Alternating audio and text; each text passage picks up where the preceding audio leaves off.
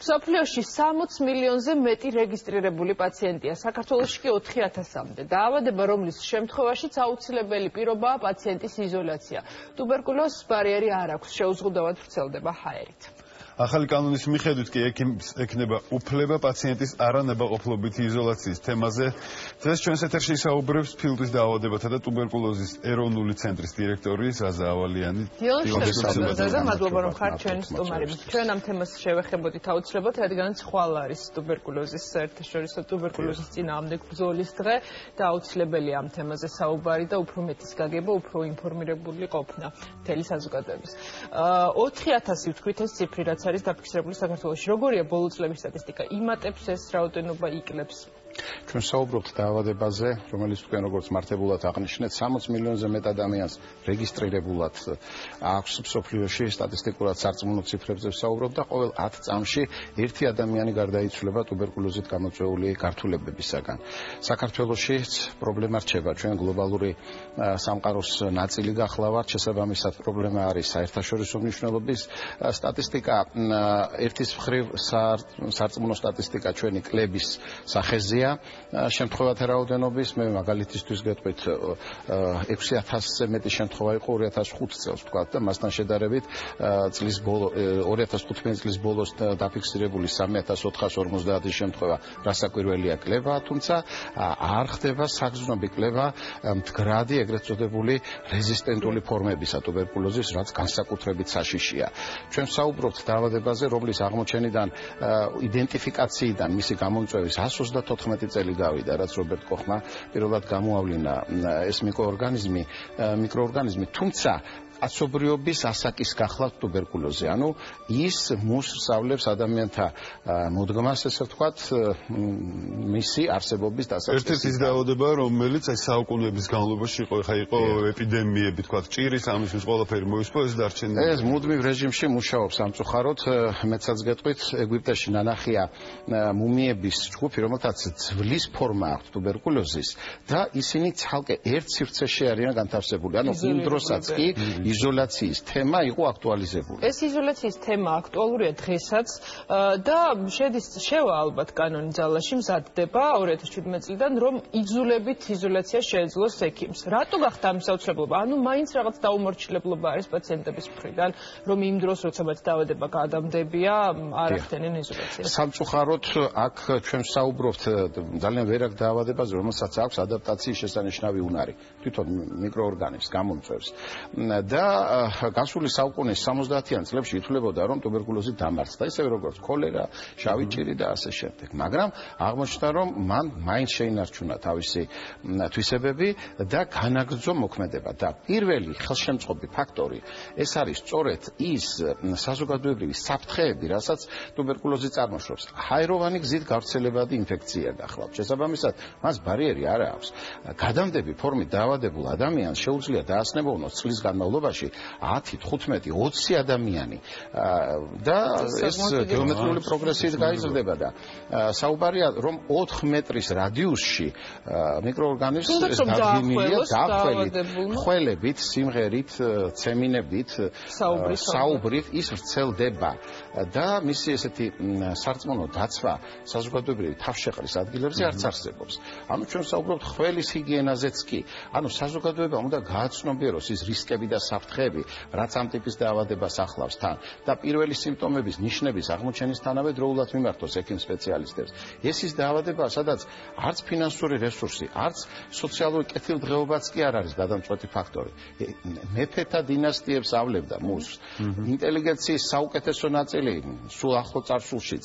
დღესაც ჩვენი მოქმედი, ასე ვთქვათ, მწერლები, მხატვრები, პოეტები, რომელი ერთი დავასახელოთ, სამწუხაროდ და ძალიან ცნობილი და წარმატებული ჰოლივუდის მსახიობებიც კი დაავადებული გახლდნენ და გახლავთ. რა მიზეზით ამბობენ უარს ვთქვათ, კლინიკის დაწოლაზე.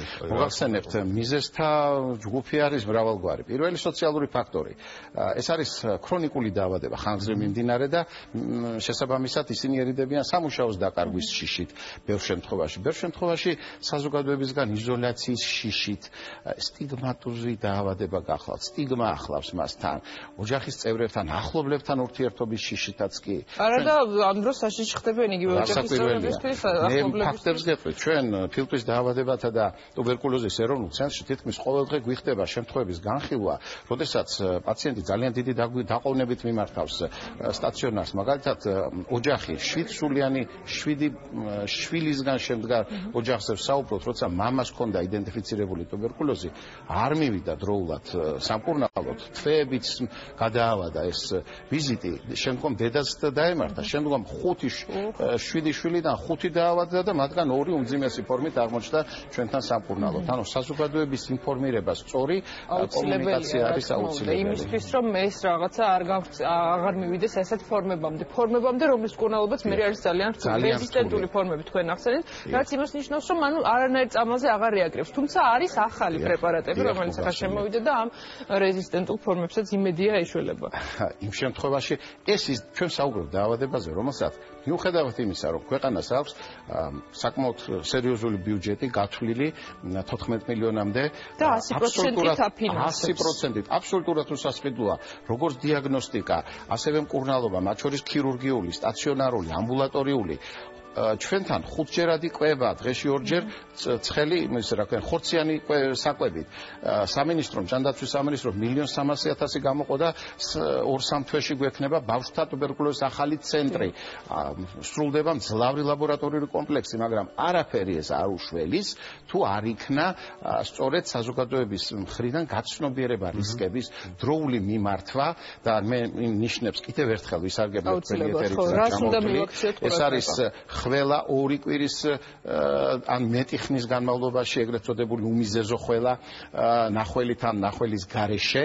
ეს არის მცირე სიცხეები, განსაკუთრებით საღამოს საათებში, ეს არის ზოგადი სისუსტე, ეს არის უმადობა, ეს არის შეიძლება ტკივილის გულმკერდის არეში ოფლიანობა, ხორცნაყთა, ანუ მჭლეთა სენი, ასე აქვს განმარტებული სულხან-საბას ტუბერკულოზი ჭლექის სახელით ცნობილი დაავადება იმ დროინდელ საქართველოში და მე სიმბოლოთი მოვედი, ქართული სიმბოლო ტუბერკულოზთან ბრძოლის თეთრი გვირილა, რომელიც სათავეს იღებს მე-20 საუკუნის 20-იანი წლებიდან, როცა ექიმმა გრიგოლ ორბელიანმა კეთილშობილ ქალთა პანსიონის სტუდენტებს, სემინარიელებს თხოვა და მათ დაამზადეს ხელოვნური თეთრი გვირილები და საქველმოქმედო აქცია ჩატარდა, ვინაიდან თბილისში იმ დროს 12,000-ზე მეტი რეგისტრირებული ტუბერკულოზით დაავადებული ადამიანი იყო და აი შეუჩერებელ ეპიდემიასავით ვრცელდებოდა ეს დაავადება და იყო საზოგადოება დაირაზმა ამ სენთან საბრძოლველად. დღეს ჩვენ კიდევ ერთხელ ვადასტურებთ და ვაფიქსირებთ, რომ პრობლემა აქტუალურია, რომ მასთან დიდი ბრძოლაა საჭირო. ეხლა ზუსტად ტარდება სიმპოზიუმი, საერთაშორისო სიმპოზიუმი ტარდება თბილისში, 9 ქვეყნის 200-მდე დელეგატი მონაწილეობს და გლობალურ სტრატეგიაზე მიდის საუბარი, როგორ ვებრძოლოთ ერთიანი ძალებით ტუბერკულოზს. ბატონო, აი ეს პრეპარატები არ გვითქვამს ახალი მოგახსენებთ, დიახ, ბოდიშჩიხტი, ბედაქილინი. ეს არის ახალი პრეპარატი, რომელიც ბოლო 44 წლის მანძილზე ტუბერკულოზის საწინააღმდეგო პრეპარატი კაცობრიობას არ გააჩნდა, სპეციფიკურად ტუბერკულოზის საწინააღმდეგოდ. მე გაგახსენებთ 1944 წელს, როდესაც ვაქსმანის მიერ სინთეზირებული პირველი სტრეპტომიცინი იყო საოცრების მომხდარი. ჯადოქრული ეფექტის მქონე, მეორე დღეს კურნავდა პაციენტებს, მაგრამ არასწორმა დოზირებამ, არასწორმა მიღებამ ამ ანტიბიოტიკების შექმნა აი ეს პრეცედენტი და მე სულ ახლო წარსულს გაგახსენებ, ვიდრე რეცეპტურულ მოდელამდე მივიდოდა ჩვენი საზოგადოება და იყო უამრავი კრიტიკოსი გამოუშვდა ამ მოდელს. იმ მოდელმაც შექმნა ის ფონი, რომ დღეს ძალიან ბევრი შემთხვევა არის უკურნებადი ამ რეზისტენტული ფორმებით, როცა შეუზღუდავად იღებდნენ ანტიბიოტიკებს, თვით დანიშვნით, არასწორი დოზირებით და სხვა ასეთი. დღეს ჩვენ ვართ საფრთხის წინაშე. არ განვითარდეს რეზისტენტობა ამ ახალ ახალი პრეპარატის მიმართაც. ამიტომ არის საჭირო რომ იარაღი არსენალში აღარ გვექნება. ანტიბიოტიკი იქცევა უბრალო რარიტეტად, რომელიც თაროზე შეიძლება შემოვდოთ. ბატონ ზაზა, ჩვენ იმედს დავიტოვებთ, რომ უფრო მეტი და მეტი საუბარი ამ პრობლემაზე უფრო წაგვიყვანს კლებისკენ და კარგი შედეგებისკენ. დასავარია მოიხსნება სტიგმა ხალხის, მოიხსნება სტიგმა ნამდვილად. დაგემშვიდობებით საუკეთესობებით, მადლობა რომ იმისთვის რომ იყავით დღეს ჩვენი სტუმარი, კიდევ ერთხელ ვიტყვით რომ ხვალ ტუბერკულოზთან ბრძოლის საერთაშორისო დღეა.